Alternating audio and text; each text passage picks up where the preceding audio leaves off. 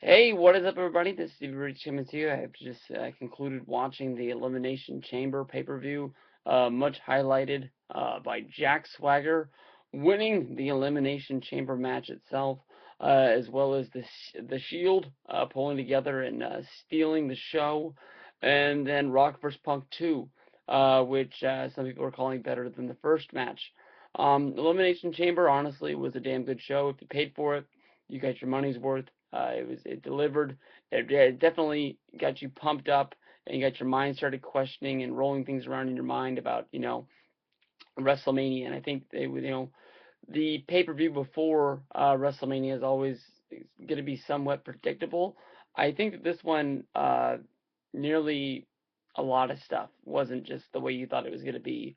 And I think it did deliver and give you a good show that was worth giving 3 hours of your time, knowing that you're gonna have to turn around and give 3 hours tomorrow night as well to the company. The pay-per-view kicked off with Alberto Del Rio versus The Big Show in what was to me sort of a tiring match. I never really got 100% into it.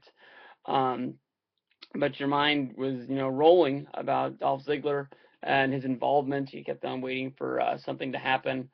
There was a little bit of a screw up by Alberto Del Rio with the finisher, but in the finish, Del Rio beats Big Show clean with Big Show tapping out to the armbar. And I don't know. To me, Del Rio moves on, and it seems that he has the championship, so he has his ticket stamped for WrestleMania.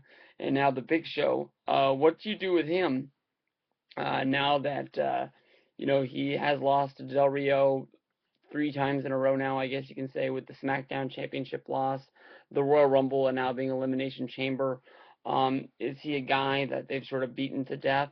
Where does he fit into Mania? It would not surprise me if Big Show takes some sort of sabbatical and takes some time off, and he's not a part of WrestleMania.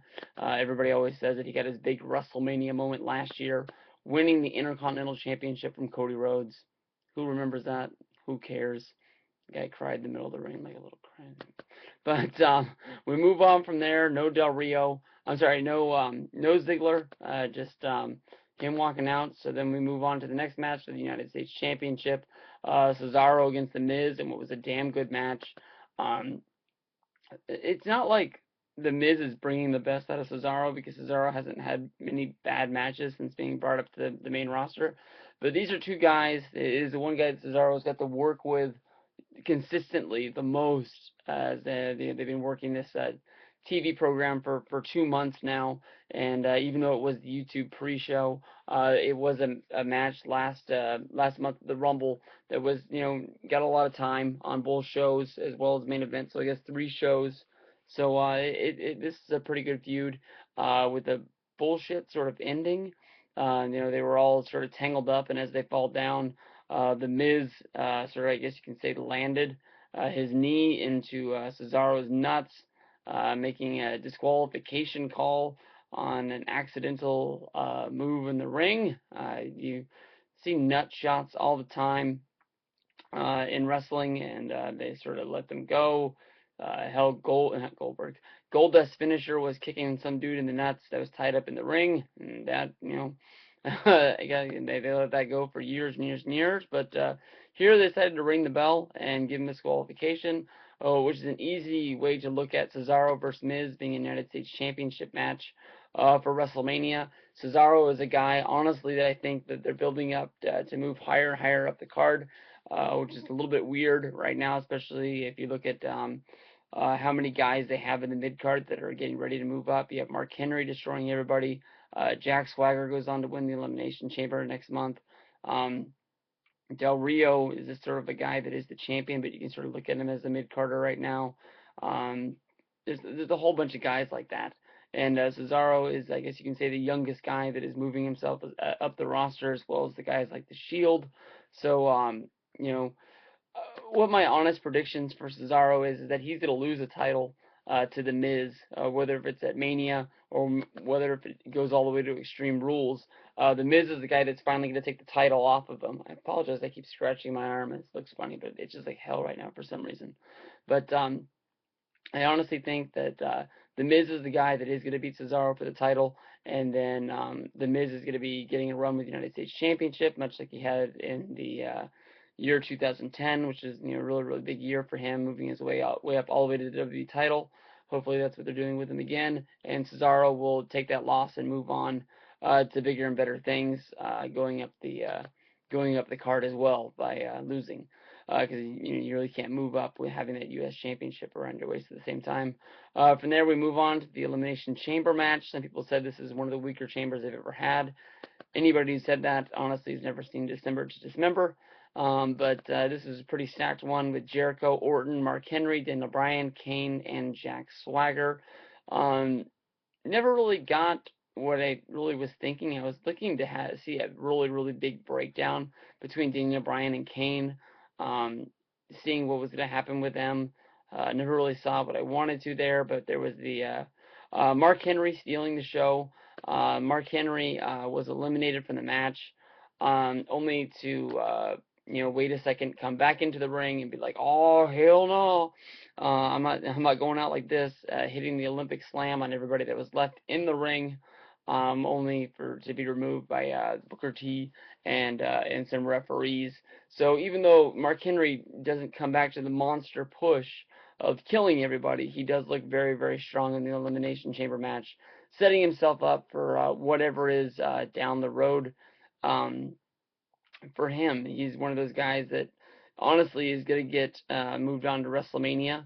But what they're going to do with them, I really have no clue. This is one of the first times in a long time Randy Orton hasn't been on a pay-per-view with any slight things looking like he's going to turn heel, or anything like that. He just seemed like he was Randy Orton. Even went through the plexiglass one time. That I thought that was one of the coolest spots they always do, and I was sort of surprised that Orton was the guy that took the spot. But basically, it was Orton hitting an RKO on Chris Jericho. Orton got the 1, 2, 3, and right after that, as fast as they counted the first three, Jack Swagger rolled up Randy Orton, punching his ticket to go on to WrestleMania.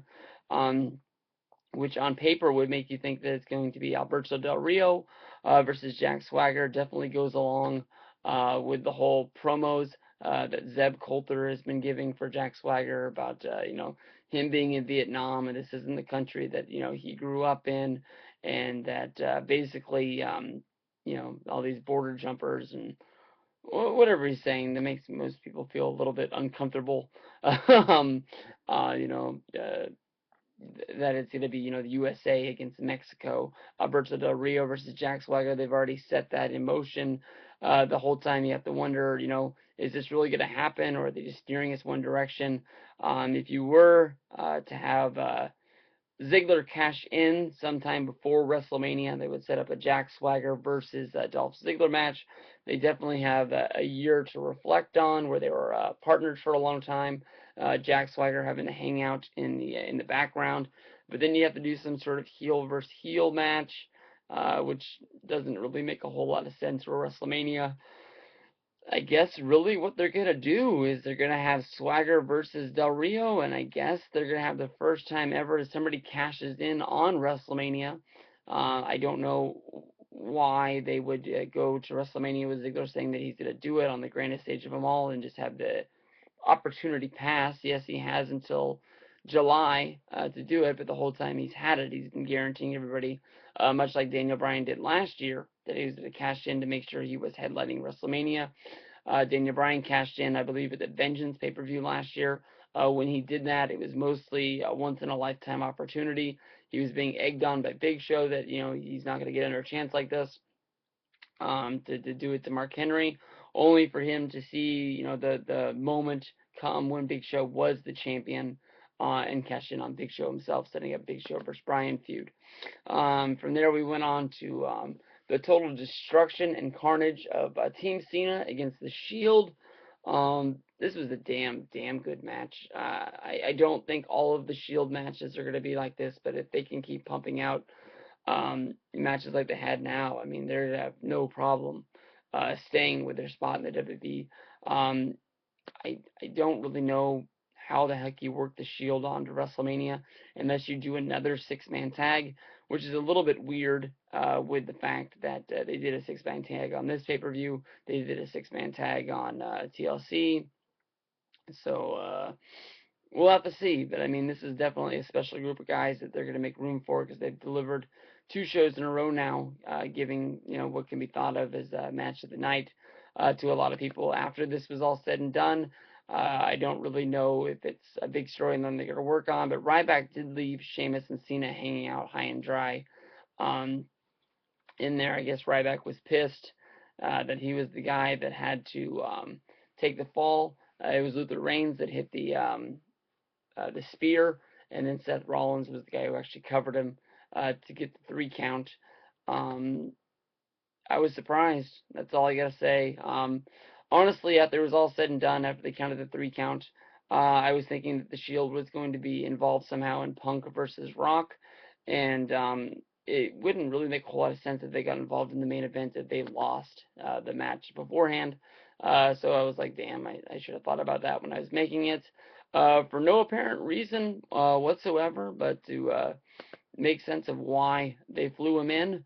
Dolph Ziggler came out to give a promo, only to be sort of interrupted, and Booker T setting up a match against Kofi Kingston, which happened right there at that spot. This was honestly just a normal Ziggler versus Kofi Kingston match, nothing to really write home about. The matches are good, but we've seen it so many times that you just sort of like am immune to it, like whatsoever. From there we went on to Caitlyn versus Tamina. I have no clue what happened here. Honestly, I just didn't care. From there, we went on to The Rock versus CM Punk. This was a match that was, I'm not going to say it's not great, but I just think that people are living it up to some sort of standard. Saying it's better than the Rumble. I think it's a match that is as good as the Rumble, but I don't know, unless you're just caught up in the moment, why you think this match is better than the other one.